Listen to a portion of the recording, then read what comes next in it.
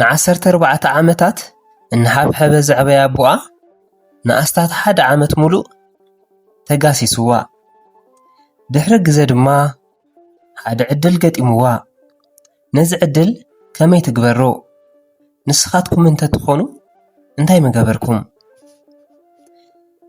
ቅድሚ ነዚ ሓቃዊ ታሪኽ ምትራኽና ነዚ ቻናልኩም ዕቤትን ንብዙሓት ሰባት እውን ንምንቅቃሕን ክጠቅም ምእንቲ ነዚ ቻናል ላይክ ሼር ሰብስክራይብ ብምግባር ድጋፍኩም ኣይፈለየና እዚ ታሪኽ እዚ ዘጋጠመሉ ቦታ ኣብ ኤርትራ ኮይኑ ከምዚ ዝበሉ ተጓንፎታት ድማ ኣብ ኢትዮጵያን ኣብ መላእ ዓለምን ብምዃኖም ብፍላይ ደቂ ኣንስትዮ ኣሕዋትና ካብዚ ሓቀኛ ታሪኽ ትምህርቲ ብምውሳድ ጥንቃቐ ንኽትገብራ መልእኽትና ነመሓላልፍ ንድሕንነትን ምስጢርን እቶም ሰባት ንኽበሃል ሽም ቀይርና ከም ንትርኽ ንተመልከትና ኣቐዲምና ክነፍልጥ ንፈቱ መቕደስ ትበሃል ምስ ኣቡኣ እያ ትነብር ኣዲኣ ንዓኣ ምስ ወለደት ብዙሕ እንተይጸንሐት ብሞት ተፈለየታ ኣቡኣ ዕቑባይ ንጓሉ ናይ ምዕባይ ሸኽሚ ተረኪቡ እንሃብሐበ ስጋዕ 14 ዓመታ ብሓባር ጸንሑ ናይ ኣቡኣ ብዘይ ኣዶ ዘዕበየሉ መንገዲ ዝረአየት ጓሉ መቕደስ ነቡኣ ዓብይ ፍቕርን ክብርን ኣሕዲራ እያ ዓብያ ኣቡኣ ወላዲኣ ጥራይ ኣይኮነን ከም ሓዋ ፈታዊኣ ከም ኣዲኣ ሓብሓቢኣ ከም ሓፍታ ቀራቢኣ ከም መሓዝኣ ድማ መማኸሪኣ እዩ ልዕሊ ኣቡኣ ሰብ የብላን እሞ መቕደስ ካብ ኣቡኣ ንላዕሊ ተኣምኖ ሰብ የብላን ክዳኑ ተሓጽበሉ ምግቢ ተቐርበሉ ትሕብሕቦን ዕቑባይ እውን ንጓሉ ዘድልያ ኩሉ ዝገዝአላን ዘምህራን ፍቕሪ ዝህባን ኣቡኣ እዩ ህይወት መቕደስን ወላዲኣ ዕቑቤትን ከምዚ ኢሉ 14 ዓመት ቀጸለ መቕደስ እውን እናዓበየትን እናጎበዘትን መጸት ሓደ እዋን ዕቑቤት ንመቕደስ ሓደ ቦታ ክወስደኪ ክንጻወት ኢሉ ሒዝዋ ይወፅእ መቕደስ እውን ከምቲ ኩሉ ግዜ ዝገብሮ ከዘናግዕኒ እዩ ብምባል ሓቢራቶ ወጸት ዕቑቤት ንጓሉ መቕደስ ዝወሰደ ቦታ ሰብ ዝበሃል ናብ ዘይብሉ በረኻ እዩ ነይሩ መቕደስ ናይቲ ቦታ ኩነታት ኣዝዩ ዘፍርሕ ዋላ እኳ እንተኾነ ኣቡኣ ምስኣ ስለ ዘሎ ግን ተጽናዕነዐት ከይዶም ድማ ኣብ መሬት ከፍ በሉ ድሕሪ ደቓይቕ ድማ ኣቡኣ እናቐረበ ሓቆፋ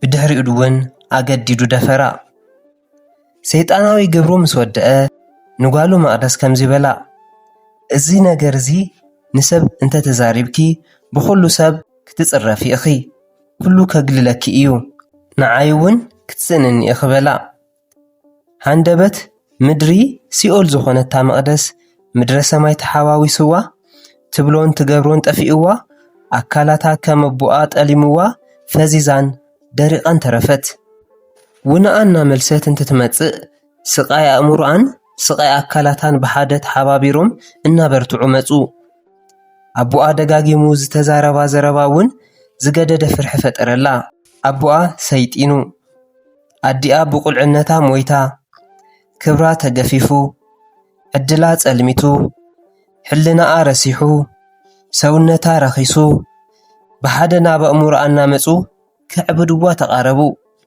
ለካ ኣቡኣ ናብዚ ቦታ እዚ ዘምጽኣ ረዳኢ ንኸይትረክብ ከም ዝኾነ ጸኒሑ ተረዳኣ ግን ድማ ዘዕበያ ኣቡኣ እኳ ከምዚ ዝጠለማ ካልእ ሰብ ድማ ዝኸፍአ ከም ዝጐድኣ ብምሕሳብ ሰብ ዝበሃል ፍጡር ጸልአት ንሰብ እንተተዛሪባ ሕብረተሰብ ከም ዘግልላ ብምእማን ኣዶ ዘይብላ ኣቡኣ ሲኢና ማሕበረሰብ ኣግሊልዋ ምንባር ብምፍራሕ ሱቕ ኢላ እንዳ ነብዐት ንኽትነብር ወሰነት ዝተዓፈነ ኣውያት መድሓኒት ዘይብሉ ጉድኣት ዘይወግሕ ጸልማት ተዋሪስዋ ህይወት ጸሊኣ ብህይወት እትነብር መቕደስ ኣቡኣ ነዚ ነውርነቱ እዚ እናተላመዶ ብምምጻእ 1 ዓመት ሙሉእ ንጓሉ እናተገሃሰ ምንባሩ ቀጸለ።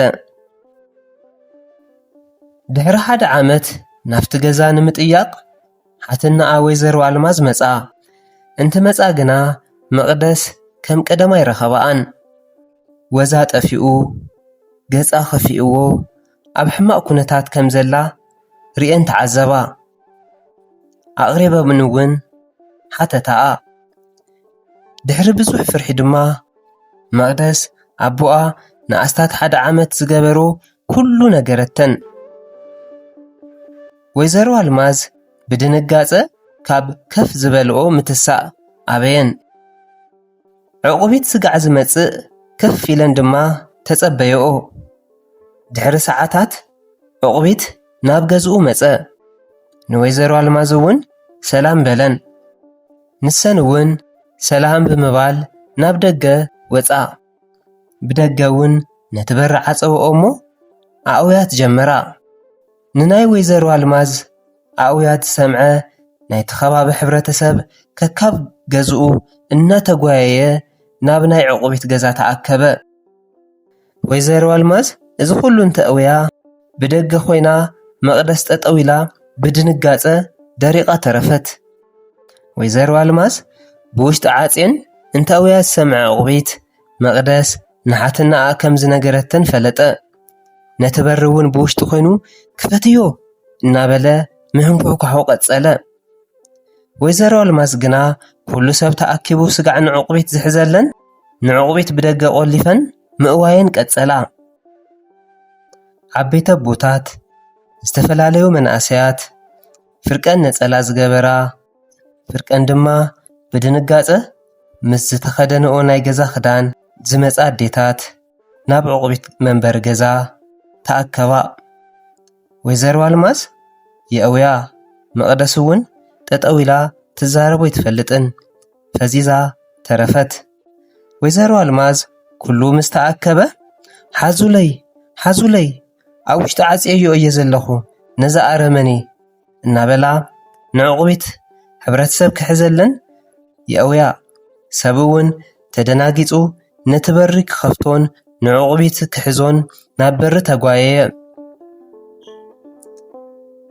ናይቲ ከባቢ መናእሰይ ነቲ በሪ እንተኸፈትዎ ኣብቲ ገዛ ሰብ የለን። በቲ ኩነታት ዝተደናገረ ሕብረተሰብ ተመሊሱ ይሓተን። ወይዘሮ ኣልማዝ እውን ሓዝዎ ሓዝዎ ውሽጢ እኮ እዩ ዘሎ እናበላ ምስቶም መናእሰያት ናብቲ ገዛ ብሓደ ኣተዋ። እንተኣተዋ ግን ዕቑቢት የለን። ዕቑቢት ናበይ ከይዱ? ካልኣይ ክፋል ሒዝናልኩም ክንመጽእ ኢና።